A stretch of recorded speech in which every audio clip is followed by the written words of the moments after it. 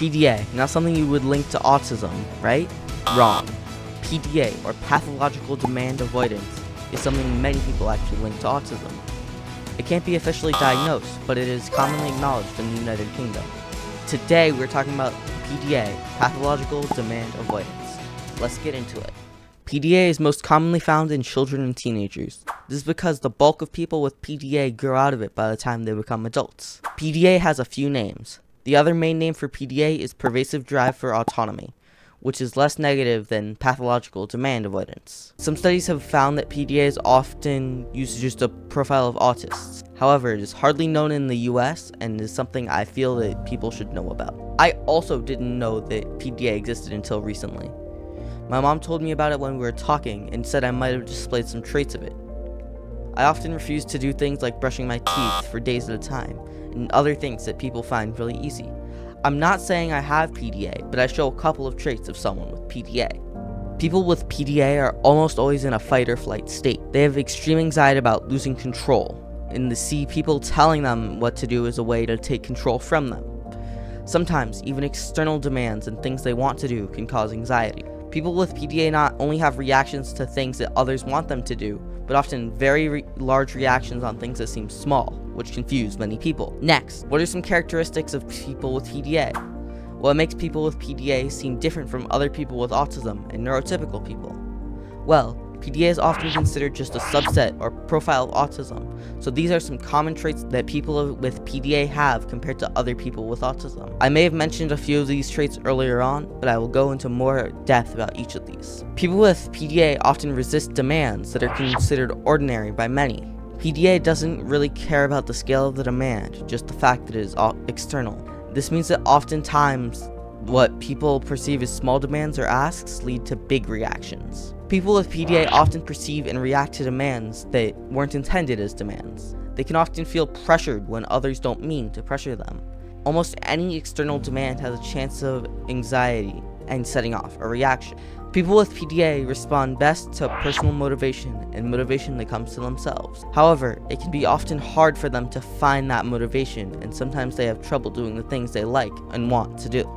Many people with PDA seem more socially typical than most autists. However, some of their social skills are superficial and nothing more than a facade. These skills make people question whether they are or aren't on the spectrum. A couple of rapid fire ones. People with PDA often enjoy roleplay, sometimes to the extreme. Some people with PDA have trouble accepting and understanding the social hierarchy. People with PDA have a need for control caused by anxiety, and people with PDA resist demands to extreme lengths. So if you have one or two of these traits, don't go around saying you have PDA. I don't, even though I show a couple of them. The common understanding of PDA is that you need almost all, if not all of these traits in order to have PDA. How to support someone with PDA? This is a question that many parents and caregivers of people with PDA have. This is because people with PDA often need different support systems than other autists. They go 0 to 100 very quickly, which can often make it hard for professionals to work with them as well. Here are some tips to work with people with PDA. Pick the battles to fight with the person who has PDA. Not everything is worth a major reaction to get them to do it. It's not going to kill the person with PDA to not brush teeth for a few days. Let them feel better before you try to push the smaller things. Be consistent with rewards, consequences, boundaries, and everything else. Uncertainty can cause anxiety, which can lead to reactions. Consistency can remove that anxiety, which can definitely help. Understanding the boundaries of both parties is also important. It can make everyone feel safer. Flexibility is key. Be as flexible as possible with the person with PDA, because that's how they can avoid anxiety. If something is causing them anxiety, be flexible and try to avoid it. However, flexibility should also be taught to them. If they can be flexible, it can help them work and do jobs and things like that. The older they get, the flexibility can help them improve their daily lives. But both parties need to be flexible in order to support someone with PDA. Remember, PDA is based on anxiety.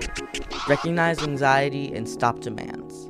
Most people with PDA are anxious about losing control. Please don't try to take their sense of control away from them. Respect their anxiety for what it is and help them be less anxious. One more. Do not threaten or give ultimatums to people with PDA. This leads to extreme anxiety because threats and ultimatums take the sense of control away from someone with PDA. It would probably lead to a massive reaction because of the loss of control and anxiety about the threat. If there are any tips I missed, or things you should know, let me know in the comments so people can refer back to them. To conclude, PDA is something that many people with autism might have. People can grow out of PDA, and it is most prominent in teens and children. I hope you enjoyed this video.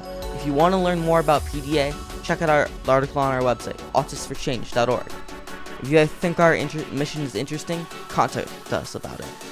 Thanks for watching, and go out there and be amazing. I'll see you in the next one.